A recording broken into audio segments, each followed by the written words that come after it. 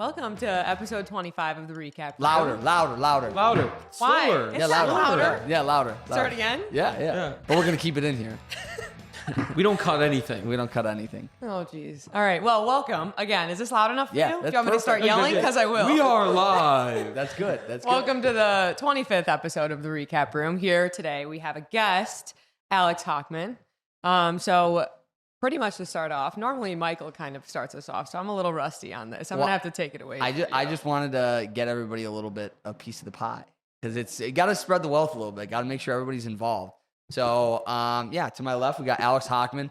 Alex is somebody that Gordy and I have known for quite some time because we went to high school. Obviously, we probably overlapped in high school a little bit. Yeah, I think by a year. But we know, obviously, Alex's younger brother, Grant Gert. is one of our really good friends. And Alex has a pretty cool story and background in the fact that, obviously, continuing on with the tradition of the REKAP Room podcast, kind of what we're all about here is entrepreneurship, building something cool. Yep. And Alex has built a very successful business in the door-to-door sales side of things, which is obviously so tough. Yeah, like I think when we see these things online, door-to-door sales, it's like I don't know anybody besides you that does it, let alone is running a successful team doing it.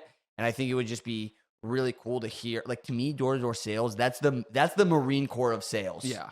Like if there's a lot It's the hardest kind of sales. Oh, yeah. I would think. Yeah, no, for sure. Yeah. The rejection. God. Yeah. I couldn't take it. Door slammed in your face. It's the basic of cold calling. You're literally going up to someone random. You don't even know who they are. You're just knocking on their door and you're like, okay, I got to pitch them whatever I'm pitching them. Yeah. I mean, because the fear of rejection on a call, you could just get hung up on. And then But in person, it's like you're there. You're there. I mean, it's a different. So, Alex, I'll let you take it away. Tell us a little bit about yourself, who you are, how you got started. And it's just a fun conversation. That's all it is. Obviously, I'm Alex. Went to University of Missouri. So just normal college kid looking for, just a experience. Yeah. Needed an internship. The parents were on my butt. So had to make it happen. Got reached out and, took a leap of faith. Flew out to California for my first summer. Knew absolutely nobody. Door-to-door sales in Bakersfield, if you know where that is. It's called the armpit of California. Okay. So, and what were you selling at that point? So same thing. Same thing. Security, smart home. Okay. With the company, Which is what you're selling now. currently, yeah. Obviously, the products and stuff have grown. I've done this for now going on 7 years, but no experience, no trainings, no nothing. Just went out there, made a solid amount of money. Came home, kind of liked the vision. I liked the culture. I liked the team, and then from there, now 6-7 years later, now I'm here. So Yeah. it's been pretty cool. That's awesome. And you're located full-time now back in Chicago. That's kind of where home base is. Yeah, home base is in Chicago, and then every summer we have a different summer market. First 2 years, California. We were in Chicago for 3, and then we were in Memphis last year, and then we'll be in Memphis this coming summer as well. That's kind of cool. Yeah. You kind of get a little taste of something else. Yeah. Changes it up a little bit, maybe different separates different the cultures, and just for me, I like to travel, and it's especially like when I was in Chicago, it was a little bit harder, I think, to concentrate. Like my numbers grew honestly like exponentially from like my last year in Chicago to like my first year in Memphis.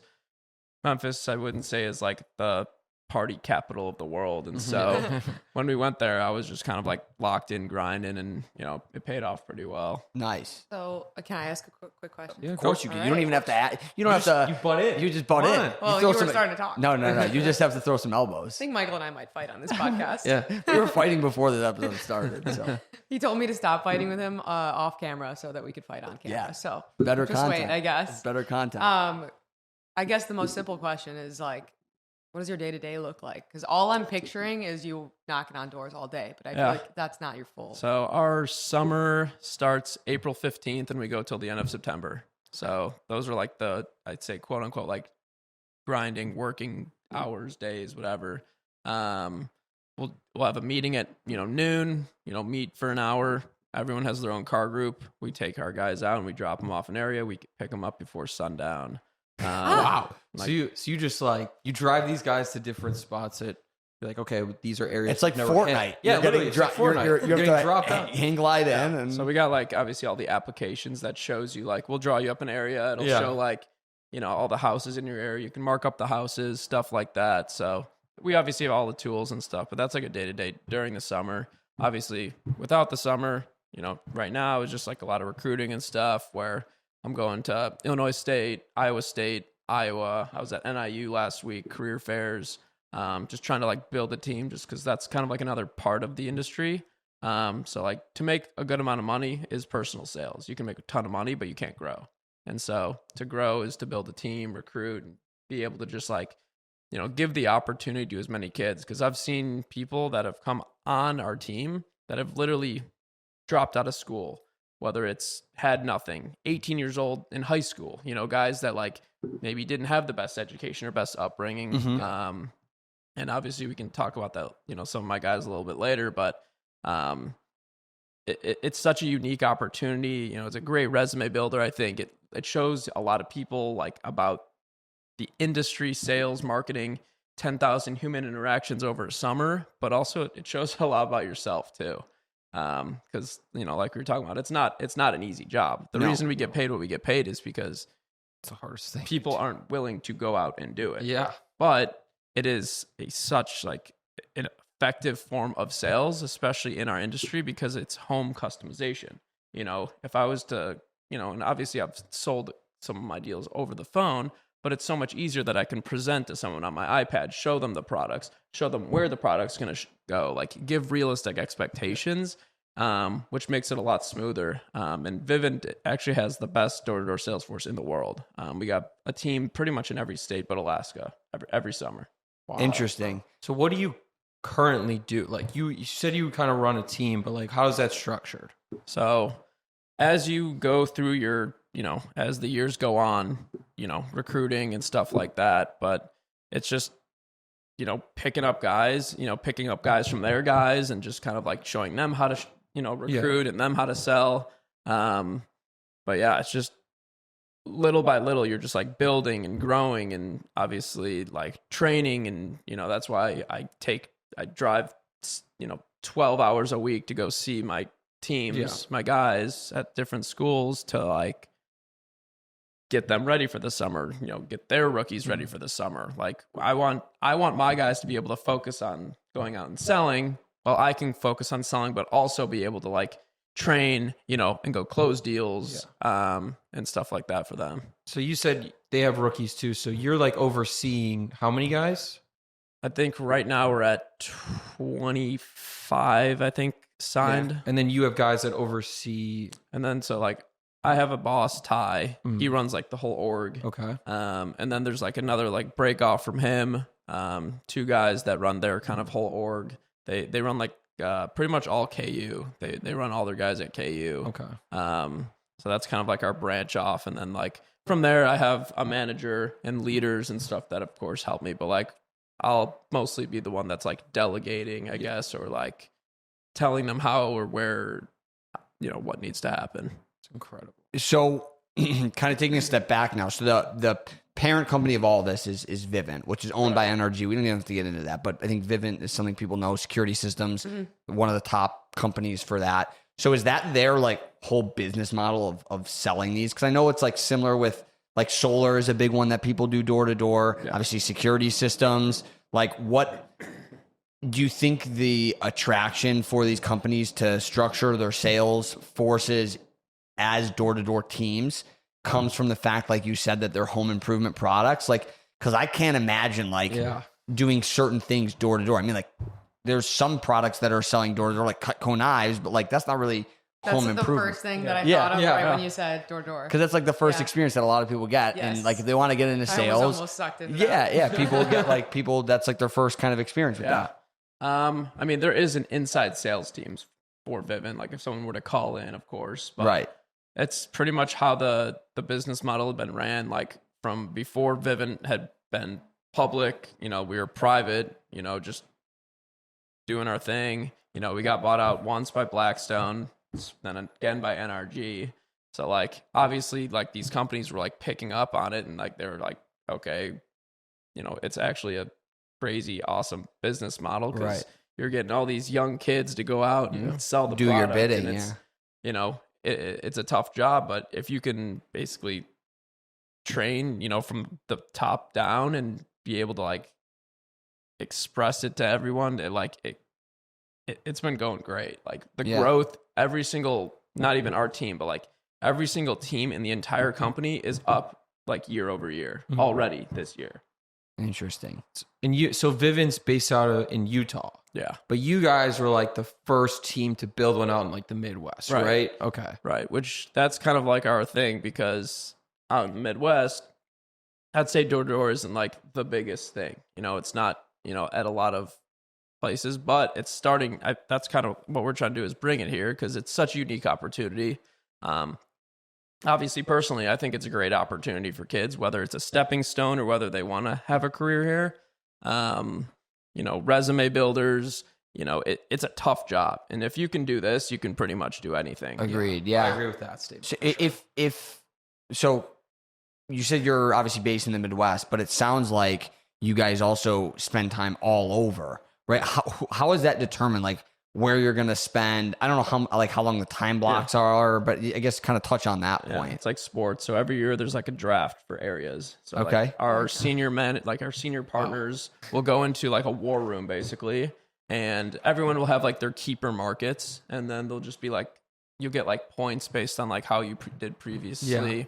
And then you'll just basically draft markets. And then from there, we'll have a list of markets that we'll get to pick from. You know, the ones that did really well in the market are generally going to be able to take that market and go there the following year, which is why we did that 3 years in Chicago, obviously Memphis last year and now this year.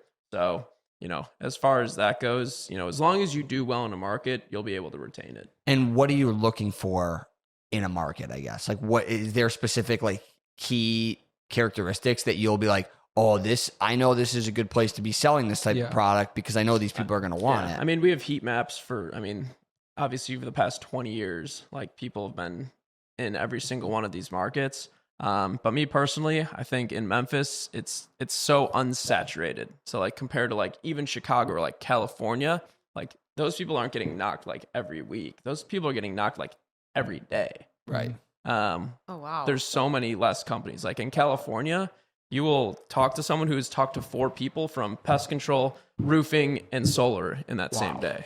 And is there any sort of like, I know some neighborhoods, they have like signs that you can't go do, like how does that work? Like, soliciting. Like, the is this signs where it's considered soliciting? And if they do have that, are you no longer allowed to able to? I mean, we have all of our credentials, and we go if we need to get like licensed, we get licensed no matter you know. Some places don't, you know, you don't need it. Like if you're in Indiana or like Texas, you don't need licensing. But like in Memphis, we'll go get licensed, and we work in Mississippi as well. We'll go get licensed. And then basically once you have that license, you know, you got your badge and everything. So wow. And obviously there'll be signs if it says like no soliciting. You know, I'll probably like shy away. Depending on if it's a really good look, though, you know, I might have case by case. Might have the neighbor walk me over or something. That's crazy. No, I think that's kind of how we figure out. But the top rep in the entire company had been in Memphis for the past 6 years. He gave it up, and we scooped it up. And you know, our team, we did 1,700 accounts in Chicago the following year. Last year, we did 2,700. Wow.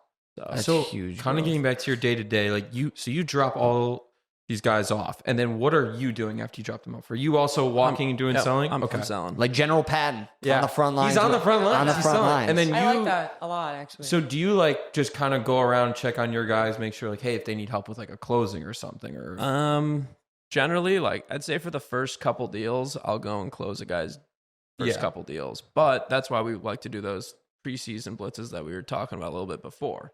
Because if we can knock the training wheels off for these guys, then I can have more time for myself to go sell. Yeah. So a preseason blitz, though, I think it was off the podcast. It was off camera. So it's literally like preseason. Right. So it's all of this sounds like sports. It does. You have a draft. It sounds like the people that would be attracted to this, and it makes sense, are a lot of guys that probably grew up playing sports. Yeah, for sure. And like they're getting drafted to go different. Like that's a big thing. I mean, there are a ton of like athletes for sure on my team, but I think as far as like the competitiveness of the company, I compare it mostly to baseball. It is kind of like baseball. It's exactly like baseball because in the industry, it's really, really tough.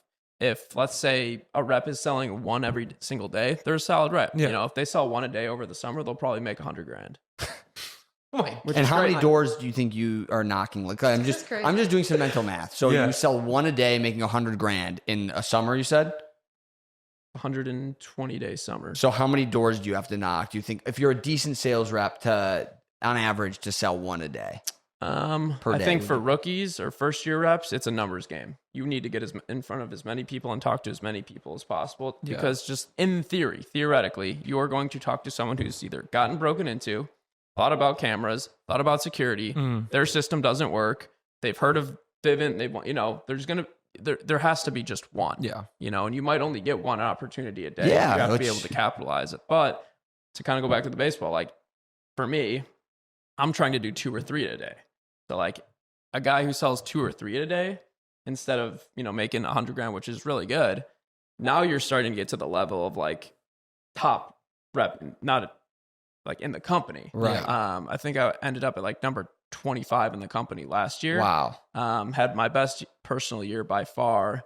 But it's like baseball. The guy goes hits 2 for 10, right? Hits 200. He's an average baseball player. He hits 3 for 10. He's in the Hall of Fame. Yes. You know, It's a good way of putting it, actually. Especially for you. Oh, yeah. You're like, yeah. Sasha's over there like, yo, it's better Totally makes sense. No, that is interesting though, and it makes sense as to why you, I mean, attract probably a lot of people that are former athletes or just have a level of competition. I Now, think that's sales in general. Oh yeah. A lot of yeah. athletes I think gravitate towards sales just because it's like a incentive boost. Oh yeah. You know.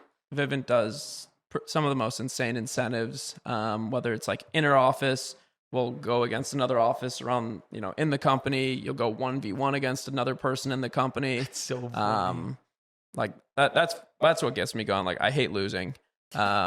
do you hate losing more than you love winning? Everyone says that. Yeah. But, you know, they do the trip incentives like I was talking about before the pod. But, you know, me and a couple other guys, we basically made a super team. And it was at the end of the summer where everyone kind of takes their foot off the gas. But the cool part was the winner goes to the Super Bowl. And obviously, me being the biggest football fan ever, I was going to do whatever it took to go. And we obviously did end up winning. And so we went to the Super Bowl for free. That's awesome. That's awesome. I think that's kind of like part of like what makes this like super incentivized is like these incentives. Like these kids come in and they're like, I'm a huge sports fan, or I can get a vacation. Well, it's a mix of things. It's the money, it's the incentives, the type of job. You make a very, very difficult thing of like door-to-door sales sound a little bit easier with these incentives for sure. Yeah. So what would it take you to do door-to-door sales? Like I'm looking a at lot you. of money. Yeah. I would like a year's supply of like Skims. My emotional capacity for that would not be okay. Like I would be so like the. I don't even think I could do door-to-door sales. I think I would cry if somebody did buy something for me today. The part of like getting dropped So off much. and the part of getting dropped off into literal like a place I have no idea where I'm going, I don't know what I would do. I mean, everyone's been out there and cried. So Yeah. Oh, I would be there every But day. Crying. everyone goes through it. But Maybe it would work. Especially at the Hey. start. Yeah. I feel bad. Feel bad. Speaking of that, there's probably not a lot of women that do it, right? I mean, No, it definitely is a male-dominated industry, but selling point. They're trying to get me off the team right now.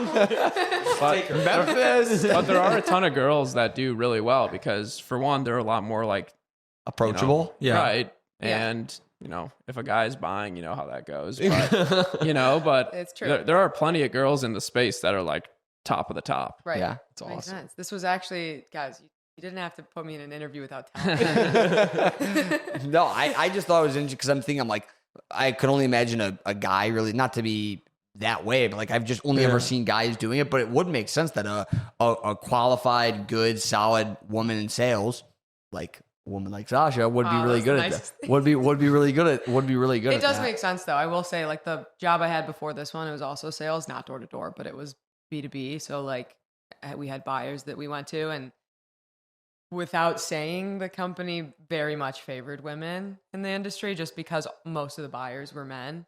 And it was, they just respond a little bit better to Yeah, they do. the women. Okay. It's true. They do. I'm just being honest. Like I don't think it's a crazy thing to say. Sorry, strike me dead. Strike me dead. It's like, well, obviously. Strike me dead. They do. They do. It's just the way it's always been. It's the way it is. And I think again, like it's case by case, and you still have to present yourself well. Right. But there's certain components on both sides. Yeah. That I got another question. So this is a little bit back to more of your day to day. So I know you said something off the podcast, but you can say that one or something else. But what was the craziest experience you had going door to door? Because I can imagine some people aren't happy about it. Yeah, I mean, there's been some interesting stuff. The one time I did get assaulted in Chicago, but I was able to call the police. We got her arrested, all that stuff. Gosh. So that was pretty much the only bad thing that's ever happened to me in my 7 years. Did you finish selling that day though? I did get it. So that's the kind of boss you'd be working for. Yeah. The absolute dog. Yeah. Think about that. Getting assaulted in the morning and selling at night. Yeah, no biggie. Yeah. But what, in all honesty, that is a good question. Like safety wise, you're going up to doors of people that you don't know. Like, is there any sort of I don't know, is there any way to know? Because I know for us realtors, we have the benefit of having this app called Forewarn, which is awesome. I think only us and police officers also have it.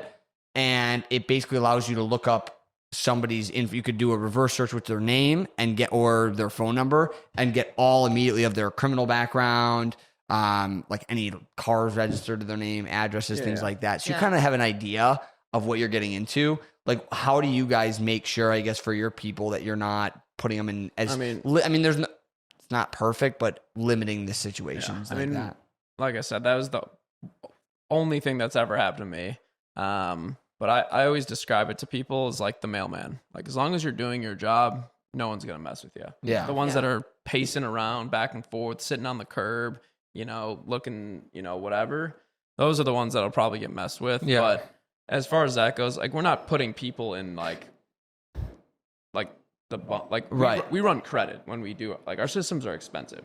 Yeah. So obviously we need to go to areas that we know are going to be able to qualify even for our system. Okay. Yeah. Which is obviously part of the heat maps, and we're not going to go drop, a girl off in the south side of Chicago. Yeah. Right? We're going to be pretty conscientious of where we put people.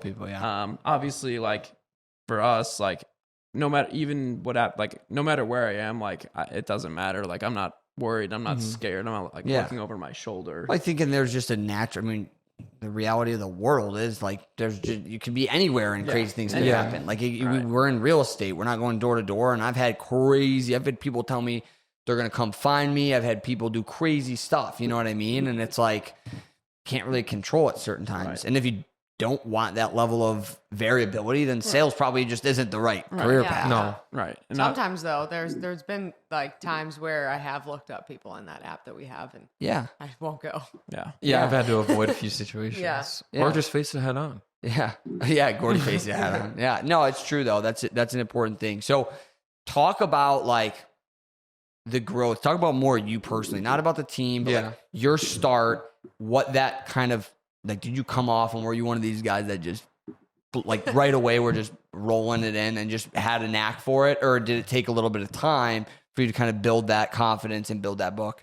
I feel like everyone starts at a different level. If they, came from sales or, whatever. For me, I was in college, so obviously I didn't have any experience or sales or anything. I believe it's in the Hochman blood already, but, basically, like I said, I came out the first summer. I sold 33 accounts, which is a very, very honestly, probably a little bit below average first year rep. Okay. I was out there for a super short amount of time. I was out there from June 4th to August 14th. I was literally for 2 months. Okay. I made $17,000, which was okay. Obviously more money than I'd ever made.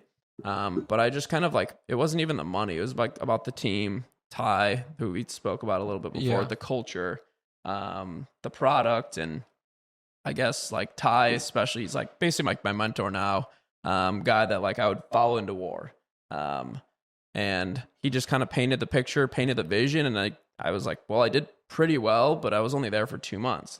If I could extrapolate that out, right? Imagine if I did it for 4 months or 5 months or 6 months. So I did that. That was actually the first year I did bring my brother out. My second year, And then I brought 2 other guys who are currently with me still today. And I sold 110 that summer.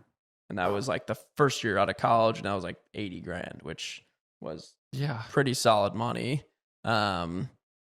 With only having to work from April till September. So I was like, okay, well, I'm in. Like, this is awesome. Like, for me, I need to be like moving. Like, I can't sit at a desk. Like, I don't know. I've always been someone who like to sell, and I like to move around and whatever.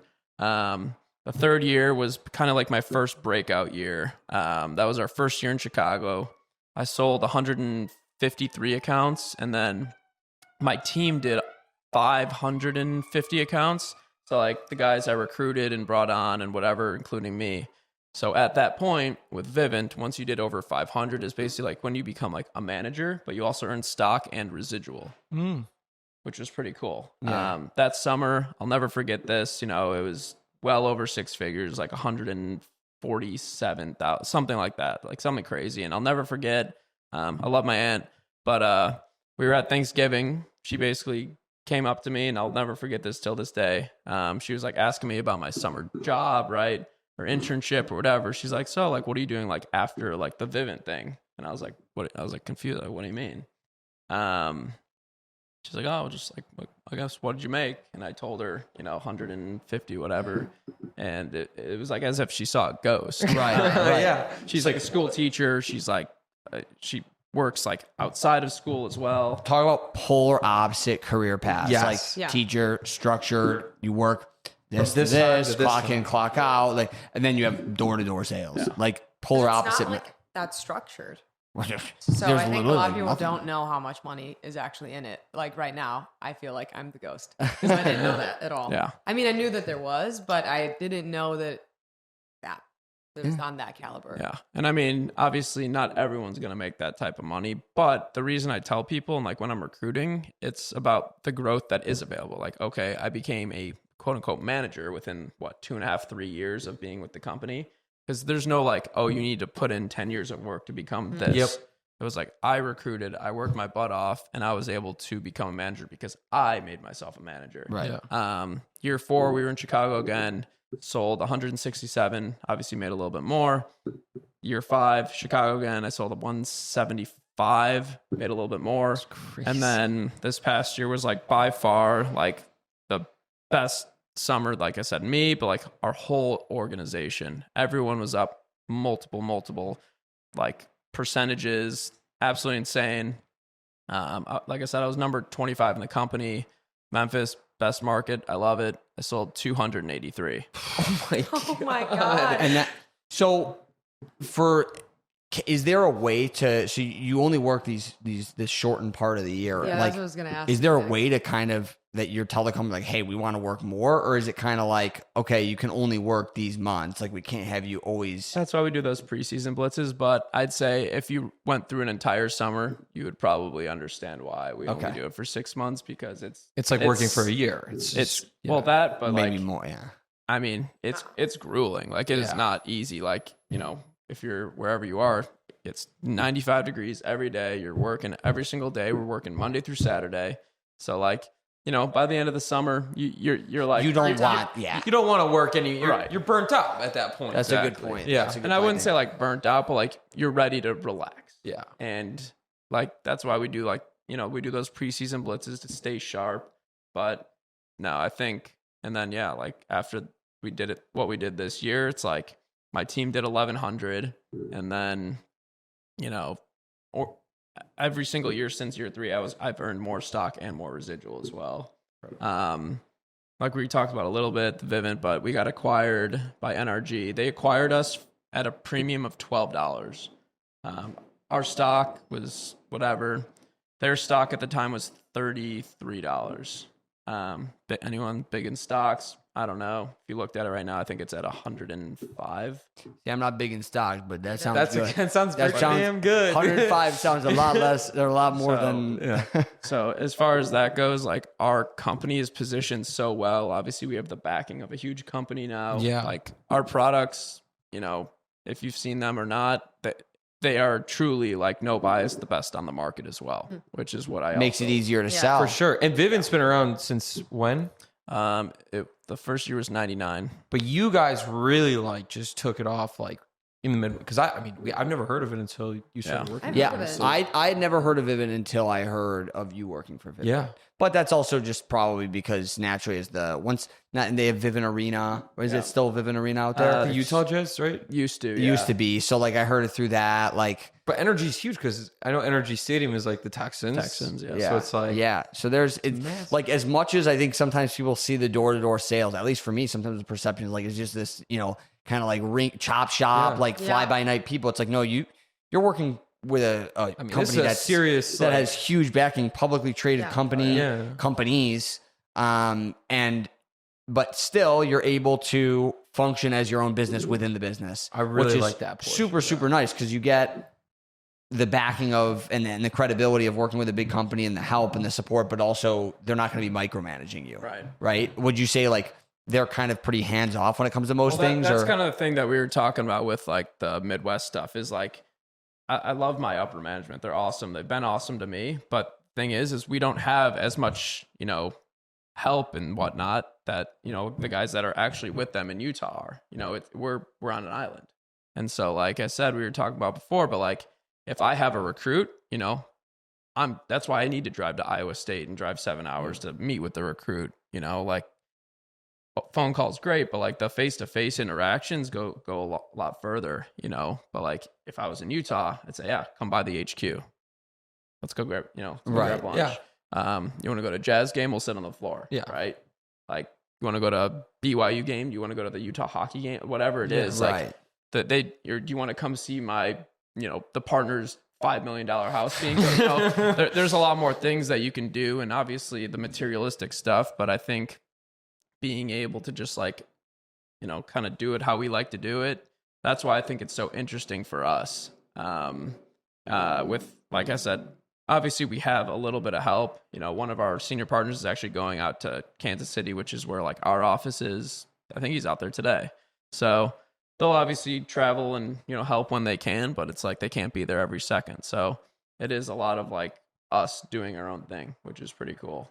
It's awesome. That's super. I like the way it's structured. Like you have your own team and you can, delegate people to different roles. And then when you get rookies, you're like, okay, train them like this. Like, do you have like a sort of way that you're like, hey, this is how we're going to pitch them. And this is how we like run the team in a sense? For sure. I mean, obviously Vivint has a multi-million-dollar training platform where it goes through everything. But when we're bringing on rookies and whatnot, first year reps, we don't tell them to like we give them a exact thing. We're not recreating the wheel. We tell them, literally just copy every single thing we do and what we say.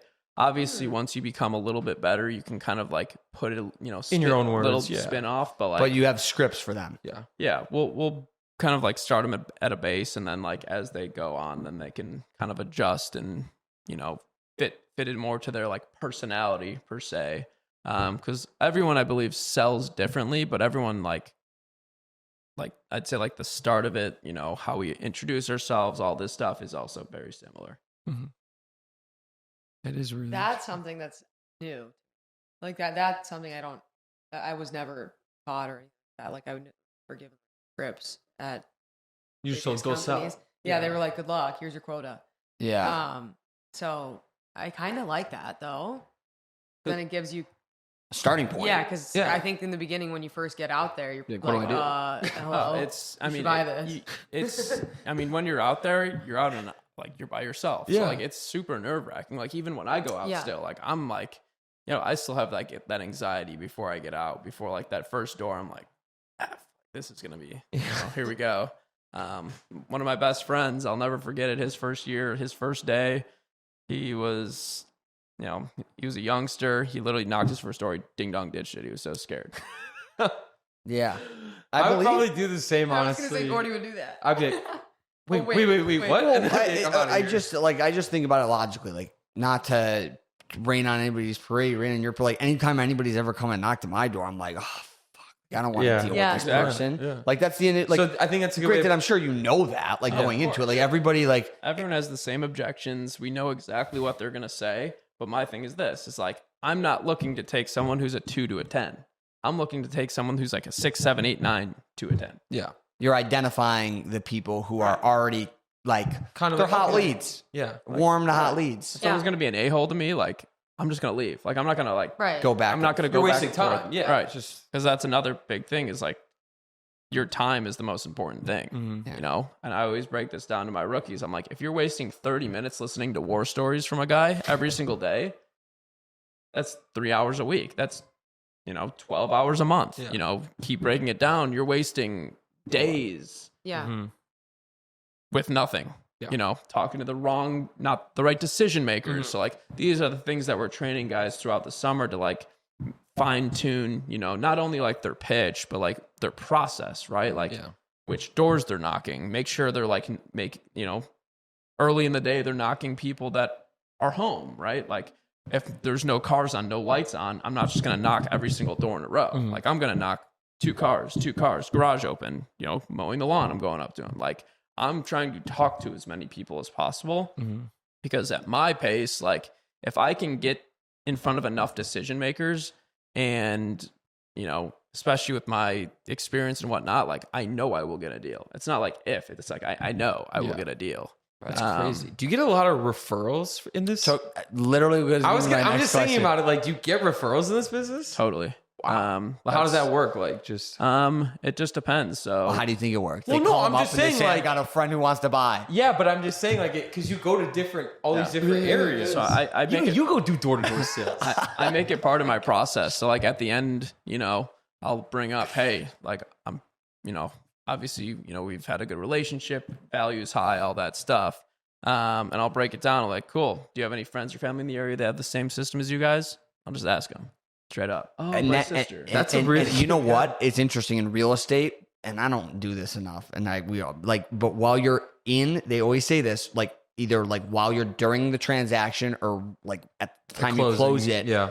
That's when you ask them for a referral. You do not ask them Later. after, Yeah. because it's I know I got to be better a about month that. later. Yeah. We were just talking about that with somebody that's one of the people that's helping us out and kind of giving us some guidance. Like you ask during the transaction or right when it closes. You do That not is ask something them. that we need to get better. Yeah, well, because you just don't think about it. And you're like, oh, like why you feel like It's you're gonna the- rain it's on the- their yeah, parade? yeah. Like, oh, they're excited. They're trying to Now- get done with this, and you're like, But you know what? If you did a good job, they're gonna be pumped to Yeah. because think about it when you have a guy. I always say that it's always the best when you have a guy. Yeah, because you're like. You're that guy. I know You're that the guy. guy that has a guy for everything. I love it though Yeah. because then when a friend calls me, I'm like, yeah, I've got the best guy that you could call Yeah. for this, and then it makes me look good, it makes them look good, and everybody's happy.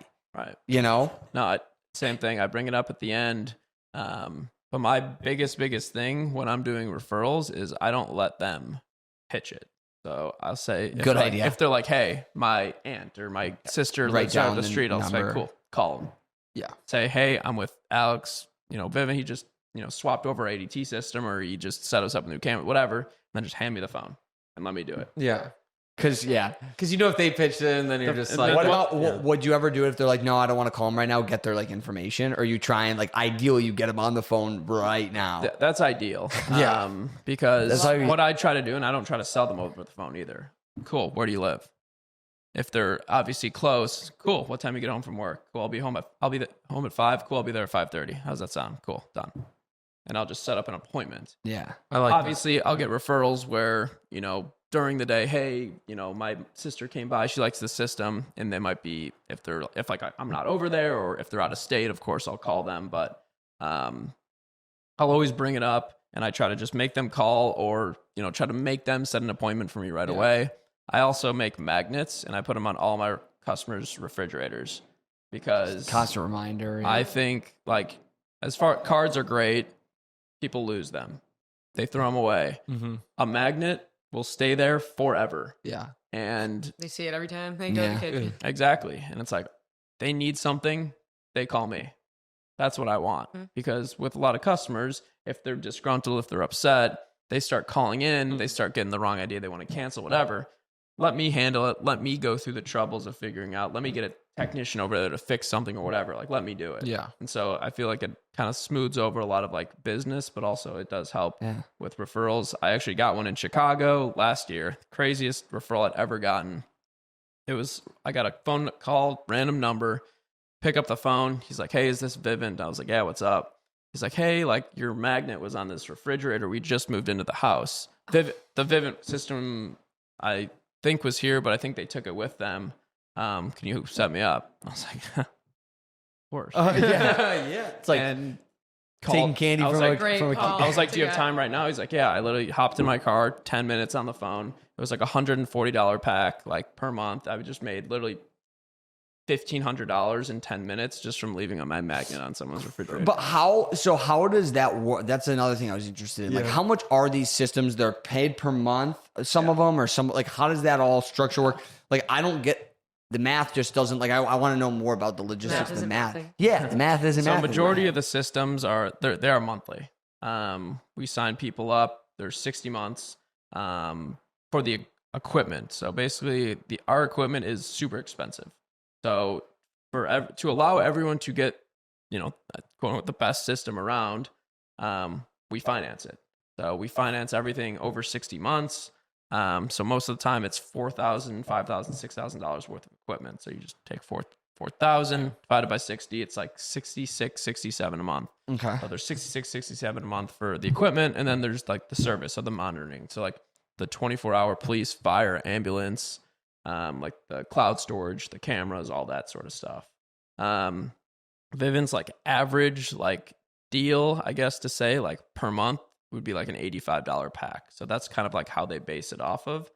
So depending on like, but it's all customizable to us. So like depending on what the customer wants or needs, we can adjust the pack. So like if you're selling higher packs per month, let's say like my average last year was like $108 a month. Wow. So like per deal, I was making, almost $25, times whatever my pay scale was per deal. And so obviously the higher sales, the more equipment you put on. But the nice thing is the more equipment you put on, the more value you build. Yeah. So the people that have these bigger systems like the systems a lot more than someone who maybe I'm just selling like a security system with a doorbell. Right. Because they have more things to be raving fans about. Yeah. They're like, There are a lot of companies that do what we do. Yeah. And a lot of companies like Ring or ADT or Brinks or whatever, they can do what like a doorbell and a alarm system a lot cheaper than us. But the cool thing is, and I tell all my customers this straight up, I'm like, our system is not cheap. It is expensive, but that's why it's the best. There's a reason. Yeah. And it just, I feel like it goes down to anything, whether it's like vehicles or like, the reason a house is more expensive is because it's bigger, it has more space, it's in a nicer area. Yeah. So it's like the same thing with us. You get exactly what you pay for. The reason, a Ring is super, inexpensive is because it's battery powered. You have to set it up yourself. It runs off Wi-Fi. It doesn't include the alarms. There's a lot of things that play into it, which is why I love those products too, because it's like a cheap. It gets someone into our industry at a cheap rate. yeah. Because once their stuff starts breaking or it's not doing what they're doing, they're already in it. And that's kind of like my specialty when I'm selling. I look for people that have systems because they've already made the decision of they're going to have a security system or cameras or a doorbell or whatever. I just need to show them why ours is better. Yeah. That makes a lot of sense. I feel like also, I don't know if this, like, obviously you don't want to root for somebody's house or anything bad to happen, but it's probably like not a good thing. I don't know how to phrase it, but like when there is areas or certain break-ins happening, that's when I feel I would be most likely to buy a product like that. It's like, For sure. maybe I'm not thinking about it, but hey, my neighbor just got broken into and I've lived here for 20 years and this just starts happening. The news loves to talk. I mean, that's all probably good for your business. And I think that all plays a part in it. The crazy part about it is no one in their neighborhood ever has any idea what's going on. But that's the cool thing is like, okay, like I've gone through the whole neighborhood and I'm the one who knows that, but they don't even know that stuff. I was like, cool, the neighbor, Wendy and, Jet, whatever. They're like, I don't even know my neighbor, Especially nowadays. Yeah. Nobody knows their neighbors. Nobody knows like growing up, even when we grew up, like I knew everybody. Now it's like, I don't know anybody who lives in my neighborhood. Yeah. Which is not good. I'll say that like sometimes like that'll be the reason I'm talking about, yeah, Mike just had his truck broken into, and when? You're just like, most of the people have no idea. Yeah. Yeah. So that's kind of like my thing is like, I'm not there to scare them, but I'm there to inform them and say, hey, come check this out. I'm not saying you have to do anything. It might not make sense because and this is another big like misconception with door to door is like, we're not selling these people on the doors. We're selling people inside their home. So like when I'm knocking a door, the goal of knocking the door is to get inside of the house. Interesting. See, I always thought you're like doing I the deal thought it was out like around the right doorstep. there. Yeah. Because that's the thing. Like, Yeah. would you make a $6,000 decision standing in front of me right now? Probably not.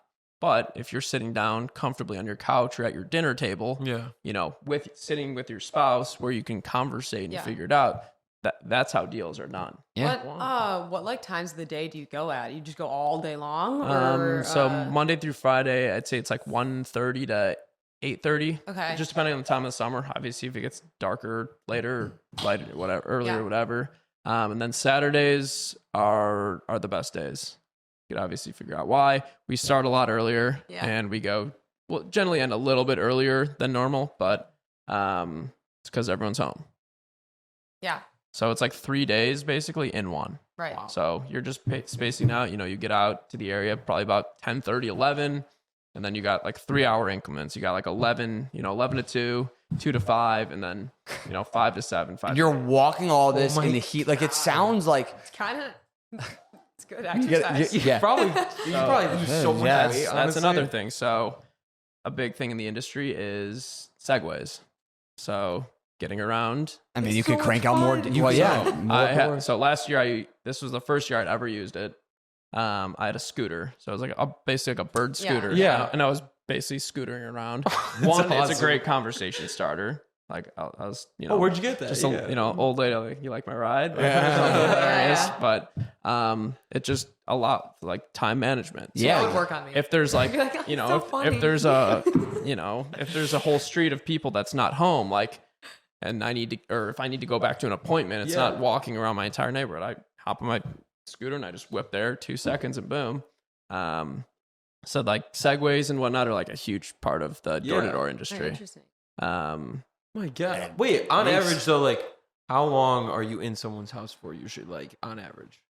It kind of depends. I mean, obviously in the customer. So like, Yeah. if it's an older couple, you might have to explain it a little bit slower, take a little bit more time. Yeah. But some people that like have alarm systems, they know what an alarm system is. Yeah. Like I don't need to explain it. The only thing that I'm doing is more or less when I'm selling it, it's not selling, it's like comparing and contrasting. Yeah, you're helping people. Like, I think that's the biggest misconception about sales is sometimes people think that it's like you're trying to, and there are some people who try and shove things down people's throats. But really what it is you're trying to help you're trying to give clarity to the customer and allow them to make the decision. Oh yeah. Like I know for us, it's the same thing. Like maybe a little bit different because we're not guide door to it. doors. We're kind of like them. guiding them and opening their eyes to something, but ultimately like they're going to be the ones making the decision. Yeah. I'm not going to be the one. Gordy's not going to be the one, and Sasha's not going to be the one. And I know in your industry, you're not going to be the one. You're going to be a lot like you're just really, really good at presenting the information. Right. And the best ones in the industry are the ones that aren't asking for the sale. So like when I get to the end of my presentation, it's like, we are doing this. So there's no like, cool, you ready to sign up? Like, no.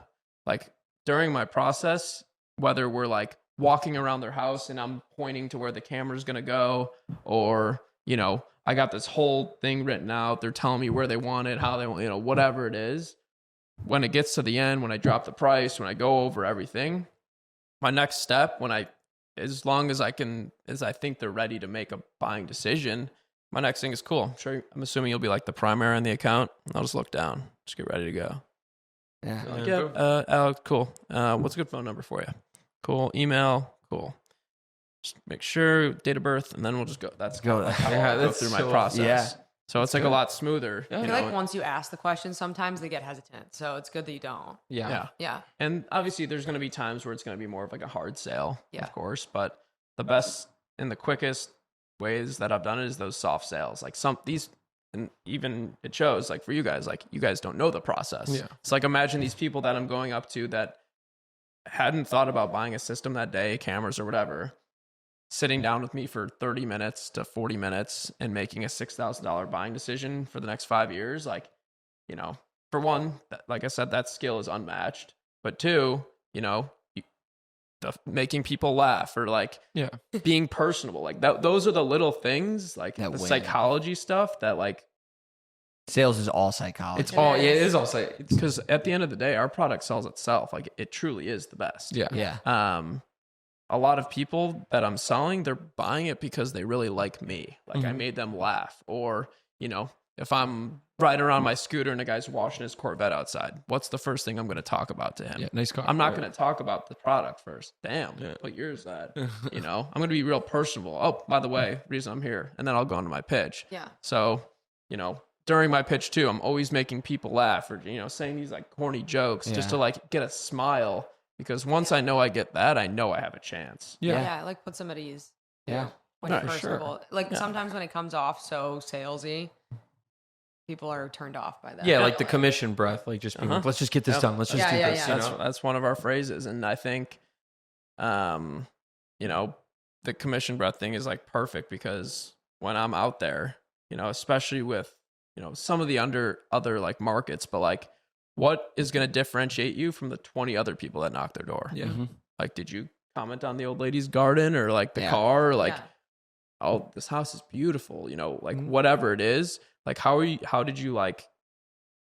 a little bit different? Yeah. My dad always, when I was getting into real estate, that's one thing he was telling me. He's like, and he's not in real estate, but he's in business. He was like, we know, just think about it. You know, however many real estate brokers. Off the top of my head, I knew already, like probably like 5 friends, parents, for whatever. Yeah. It's like, what's the differentiating factor? Why? And like a lot of people can sell the house or sell the real piece of real estate, sell the building. Why are they going to go with you?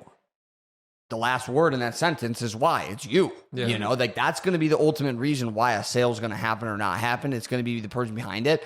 And it's not luck. There's a reason why people in your business, there's the haves and the have-nots. There's people who are like you selling, you know, 200 plus your team doing however many deals that they're doing. And then also the people that I'm sure there's a pretty high turnover rate in your business of people that get in, similar to real estate or any sales job, that they're in and they're out because they're just, they're either not cut out for it or they don't give themselves the opportunity to figure it out. Yeah. Because that's, I think, the biggest part. So like first year reps generally is like, it's like a growth year. Like you're building your skill set, you know, whatever.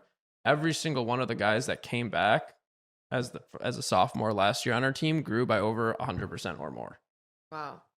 Well, you Pretty just gotta stuck get more to it. comfortable with it. Then it's easier to put your own spin on it. For It might sure. be more Because like personal. there's no more training wheels. Like you have more experience and it's like impossible to get worse, you know? So True. You have a year under. So Yeah. The proof is in the That's pudding. similar, I think, for us too. I think I remember when or at least when I first started, I would call you and be like, I need you to help me like talk to these people because I sound like a robot. Because I just like, I already like didn't know exactly what I was talking about. And I didn't know how to put my own spin on it. Because I was like, I think when you know how to put your own spin on it, you're confident in what you're talking about. Yeah. I Agreed. wasn't. So I think like now, grown. Yeah. So it's gotten better. But Yeah. definitely the beginning. I Definitely think a was big tough. way that we can figure that out. So there's 2 things that we do for like first year reps to like see where they might be going wrong. So like for one, we do a counter app. So the counter app, it'll say like doors knocked, people talked to, you know, times transitioned inside, got inside, you know, presented, closed, whatever. So like if a rookie is struggling, show me your numbers. Yeah.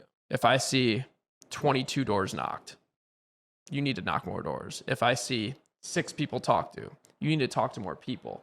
You know, if I'm seeing those 2 are good, transitions 0. You're not trying to transition. And then, you know, we can You really figure out where the chinks in the armor are. and we can see where we need to work. Another side of it, which I don't know if you guys do this too, I'll say record yourself on the doors.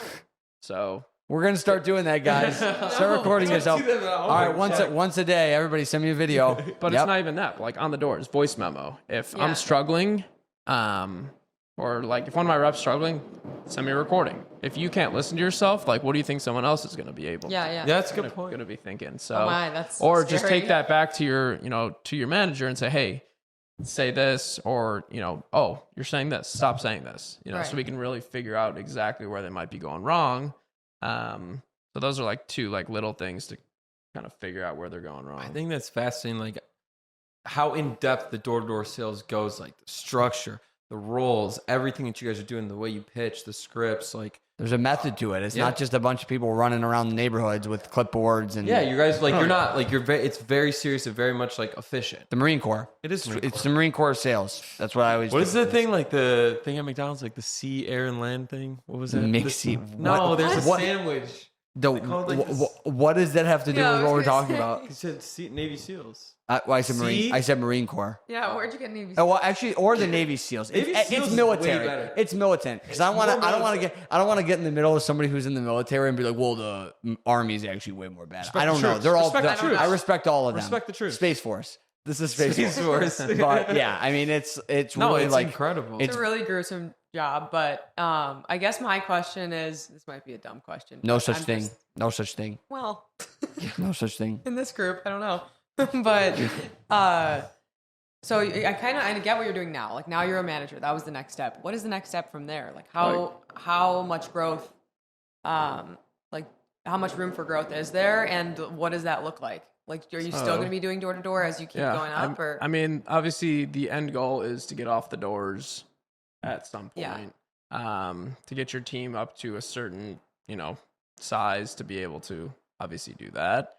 My goal this year will be 2,000 accounts. So, like, I just set marks. There's like, obviously me, like right now, area directors, like 1,100 or more. And then there's like, you want to obviously be like, you want to get to partner, of course. And it's like 2,500 accounts, 5,000 accounts, and then so on and so forth. So, But you see a long term vision. This is you're in it for the long term. Yeah. with yeah, this. I can see myself, me and my boss Ty, we just say we're just gonna run until the well runs dry, because it's like, like we were talking a little bit before, but like he does the venture fund stuff, so we do like real estate and we do a ton of other investing and all these other little things that we're able to do with the income that we're bringing in, but also having the freedom of being able to like enjoy it. To me, it's like cheating life to me. I can make the money of a doctor in 6 months. And then for the next 6 months, if I didn't want to grow my team or whatever, obviously I could be sleeping, doing whatever, Right. whatever. If you want to be at the top, like you need to put in 1% work. If you want to make 1% money, you have to put in 1% work. But like if I wanted to, and I've done it already this offseason, like I could go on vacation whenever I please. Like, and go on a on Friday, I'm 3-month leaving. vacation if you wanted to. Like me and my brother in April, like, hey, before the summer starts, let's go on vacation. Like just having that like life freedom, being able to like be with my family, be with my friends, but like I feel like my team is also like, it's like my second family. I'm with them for like so much. My 3 best guys, I know they'll never forget it. Like we obviously had the biggest summer, Drew, Hagen, and Connor. So I think you actually Yeah. But both of them, they both sold over 200 last year. Drew, he's my other manager. He sold 183. He actually did over 500 accounts, so he earned residual from Vivint, and I bought every single one of them a Rolex. That's awesome. So That's all. Yeah. it's just like the little things of being able to like do those types of things. Because like for me, making the money is awesome, but like being able to make someone else, Money is life-changing money, like even like Connor and Hagen, like they were 2 of the guys, they dropped out of school back against the wall, like not, didn't have the parents to support them. Like it was plan A, like it had to work. It had to work. First year, Connor came out, made $100,000. Second year, 155. Both of them last year, 200. Like that's some like life-changing money. Yeah. Drew, same thing. Started out, sold like 40, and then 40, and then he sold over 100, and then last year he sold 183 and made $175,000 or whatever it was, earning residual in the company. So that's kind of like what it is cool for me now to where I am, because like if I can give someone else that opportunity to change their life, right. that's the craziest thing. Guys that like literally have nothing. Like one of the guys that's out right now, we found him. He was on one of my buddy's planes. He was driving DoorDash every day. Did okay his first summer. He sold like 40 accounts. Made like $25,000, which was okay. he's already at 10 accounts before the summer even starts. Right. I've never seen someone sell 10 and not do over 100. So, I mean, he's in line to sell and make probably incredible. 75 grand. It's awesome. It's just really cool to see. It's like, a really good work ethic. for Yeah. sure. Oh, yeah. Stay You got to be committed to it for sure. Like, you have to just believe. It is like what we've talked about, like that kind of like delusional like mindset of like you don't know what you're gonna sell. You're gonna make it, and you you're have gonna no idea what you're gonna make. So you just have to just believe that you're gonna get that. Yeah. That's actually one huge thing that we do harp on. So like Ty, he's really, really like, he's big on being intentional. And so one thing we will do on these blitzes and like leading up to the blitzes and over the summer is we write out our top 10. So we write out our top 10 things of what we want to accomplish. So my top 10 last year was make 250 grand or more. It was like buy a new car. It was like travel Europe, be top 10 in the region, support the family, good health, good, all this stuff. I completely forgot about it until the following, like after the summer was over. you looked at it. I looked at it and I hit every single one. Yeah. Writing it down. It's proven. You got to write them down. I have all my goals written down. They're on in my bathroom on my mirror. So like every morning, even if I don't want to look at them, and I'm like, fuck, I'm so far away from this. Like I have to look at it, and I have to be faced with the reality of I'm either there or I'm not. And it's amazing how when you look back a year later and how many of those, if not all, that you actually do hit just simply from writing them down, because that constant reminder. Especially for some of the guys that are like at the top of the industry, it's like it's insane, because if they're having a tough day, it's like it's thinking back to like your why. Like, why am I doing this? Because for a lot of guys, like money might not be the motivation, especially for some college kids. That's sometimes why it gets tough for them, because like for a college kid who knows they're not coming back next summer, for example, or they know that like if they don't sell this week, like mom and dad are gonna pay for their groceries, So it's like there's a fine line of being able to like find that why. Like some guys need to pay off school, buy a house, take care of their family, whatever it might be. And so it's like we were talking, it goes a lot deeper than just door to door. Like, people are out there with intentions of like being the best. And like, I truly believe like for my skill set and what these guys are able to do, like it's like one of one. Yeah. That's awesome. Well, amazing. We really appreciate you coming on. This is an awesome, freaking Alex. awesome episode. I think people are gonna they're gonna love it. Well, I'm very surprised by everything. Yeah. I had no idea. We I had an idea, but it was definitely a skewed, stereotypical idea that I had. Yeah, for sure. Where can people find you on social media or what? Social media, it's Alex_Hochman3. Okay. So if anyone is obviously interested in like hearing about the opportunity, we're not looking for like commitments from people. We don't even do interviews. So we make it super simple. We do it like a tryout. So we'll take someone, through a 3-week tryout. It's literally It's the same thing. Yeah, Like, sports, because I believe, especially, most of the time, like people can like prepare and get ready for interviews and not be the person that they're saying they are. True. So we'll take them through like a 3-week process of like quote unquote being on the team. So like they'll be in our group me, they'll be in our meetings, we'll just take them through a 3-week process. If we can get a little bit of like, commitment, that's it. If they like the team, we want them to be exposed to the team, the culture, the product, the company, whatever it is. If midway through, they're like, these guys are crazy. Like, I don't know what the hell's going on. We can nip it right there and we don't have to waste any more time. But the goal is by the end of that process to be like, okay, these guys are awesome. I want to run with these guys or girls, and stuff like that. And then, it'll obviously be a lot more of an enjoyable experience for them in the end. It's awesome. I like that. Well, we appreciate you coming on. thank This you. is super fun, and we're looking forward to watching your growth and your team's growth this year and beyond that. So I appreciate it. Thanks for coming on. Thank you guys. Yeah.